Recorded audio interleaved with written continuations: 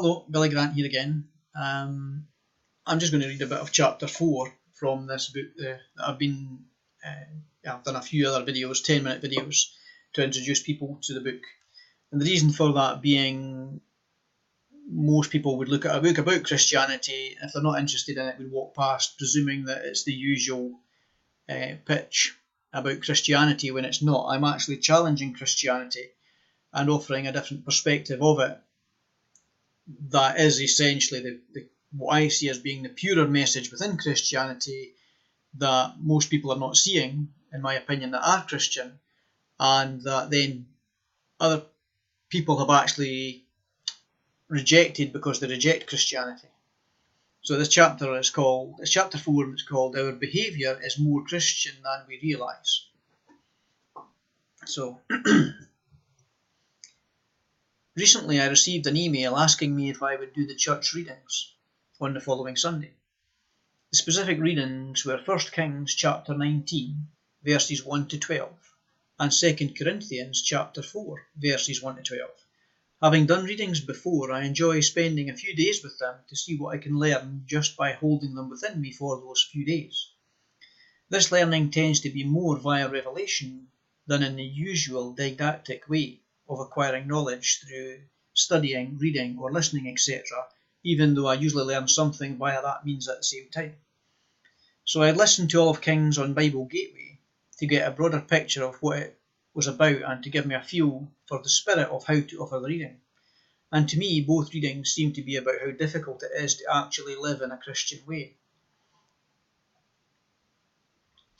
As I realised that this was what the readings were about, I suddenly remembered receiving a revelation some weeks before.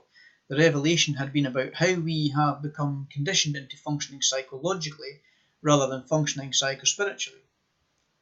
And I could see how this fitted with the readings. These two different ways of functioning that I refer to came to me in a revelation one Saturday morning as I was brushing my teeth, or perhaps having a shave, but in an empty, vacant kind of mental space.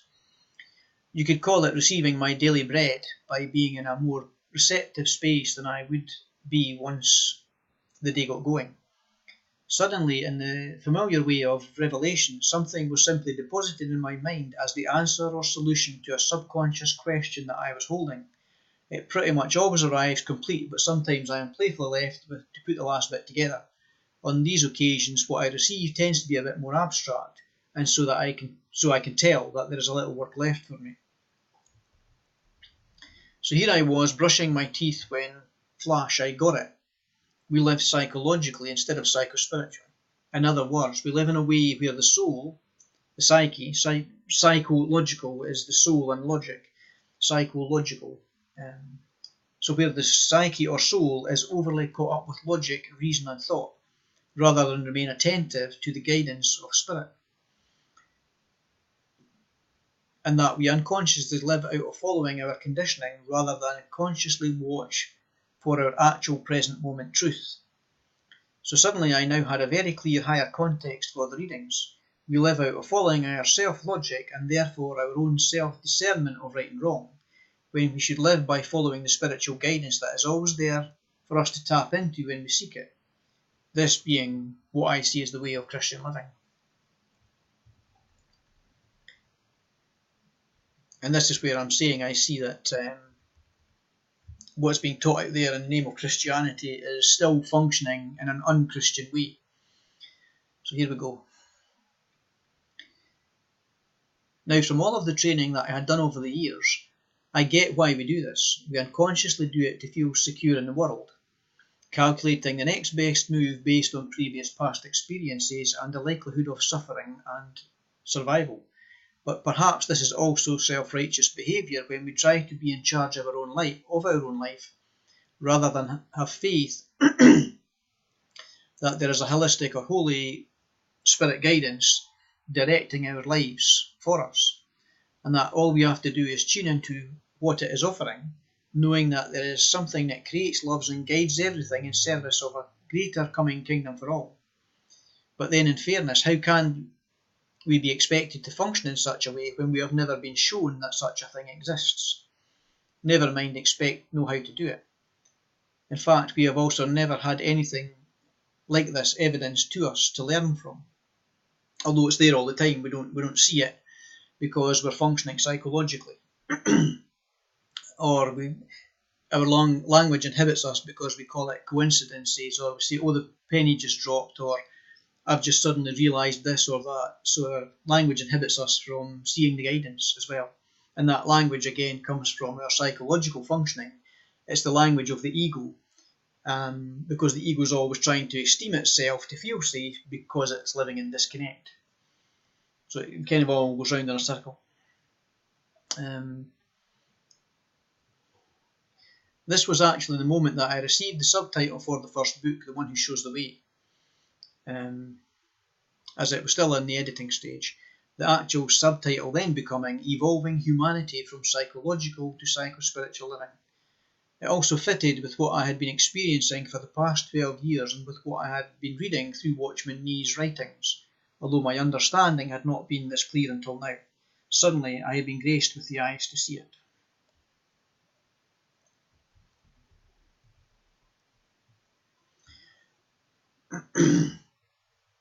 Revelations tend to have that unquestionable solidity to them. There seems to be a feeling of knowing that they are undeniably correct.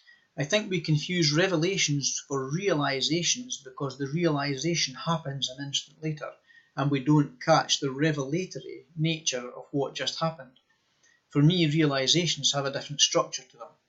They seem like I have suddenly managed to join the dots at last and make sense of what wasn't formerly quite fitting together. But revelations just arrive like a flash completely out of the blue.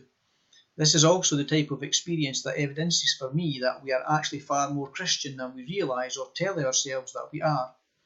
Our tree of life behaviour, the reality, evidencing a reality that disproves our beliefs and what our tree of knowledge is telling us, that the story we keep telling ourselves in our psychological functioning.